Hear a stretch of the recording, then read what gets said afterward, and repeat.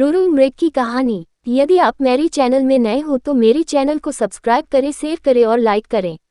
धन्यवाद। एक समय की बात है जब एक रुरु मृग हुआ करते थे।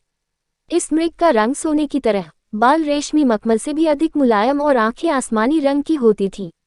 रुरु मृग किसी के भी मन को मोह लेता था। यह मृग अधिक सुंदर और विवेकशील था और मनुष्य की तरह बात कर सकता था। रुरु मृग अच्छी तरह जानता था कि मनुष्य एक लोभी प्राणी है, फिर भी वह मनुष्य के प्रति करुणा भाव रखता था। एक दिन रुरु मृग जंगल में सैर कर रहा था, लेकिन तभी वह किसी मनुष्य के चिल्लाने की आवाज सुनता है। जब वह मौके पर पहुंचता है तो उसे नदी की धारा में एक आदमी बहता हुआ नजर आता है। ये देखकर मृग उसे बचाने के लिए नदी में कूद पड़ता है और डूबते व्यक्ति को उसके पैर पकड़ने की सलाह देता है, लेकिन वह व्यक्ति उसके पैर पकड़कर मृग के ऊपर ही बैठ जाता है। अगर मृग चाहता तो उसे गिराकर पानी से बाहर आ सकता था, लेकिन उसने ऐसा नहीं किया। वो स्वयं तकलीफ सहकर उस व्यक्ति को किनारे तक ले आता है। बाहर आते ही व्यक्ति मृग को धन्यवाद कहता है, तो इस पर मृग कहता है, अगर तुम मुझे सच में धन्यवाद करना चाहते हो तो किसी को यह मत बताना कि तुम्हें एक स्वर्ण मृग ने डूबने से बताया है। मृग ने उसे कहा, अगर मनुष्य मेरे बारे में जानेंगे तो वे मेरा शिकार करने की कोशिश करेंगे। ये कहकर रुरु मृग जंगल में चला जाता है। कुछ समय बाद उस राज्य की रानी एक सपना देखती है जिसमें उसे रुरु मृग दिखाई देता है। रुरु मृग की सुंदरता को देखने के बाद रानी उसे अपने पास रखने की लालसा करने लगती है। इसके बाद रानी राजा को रुरु मृग को ढूंढ कर लाने के लिए कहती है।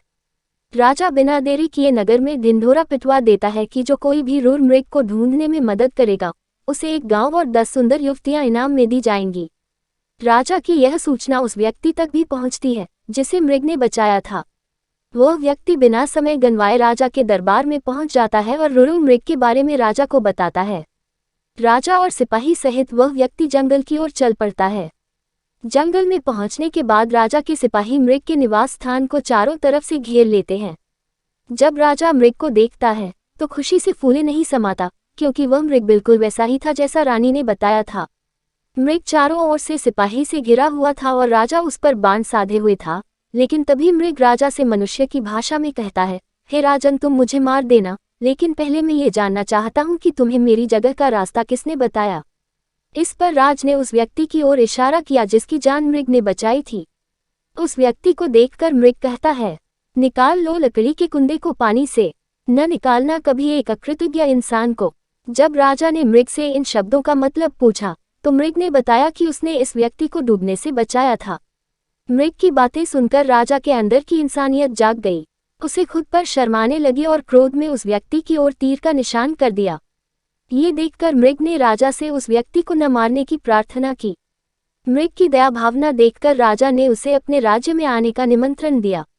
मृग राजा के निमंत्रण पर कुछ दिन राजमहल में रहा और फिर वापस जंगल लौट गया।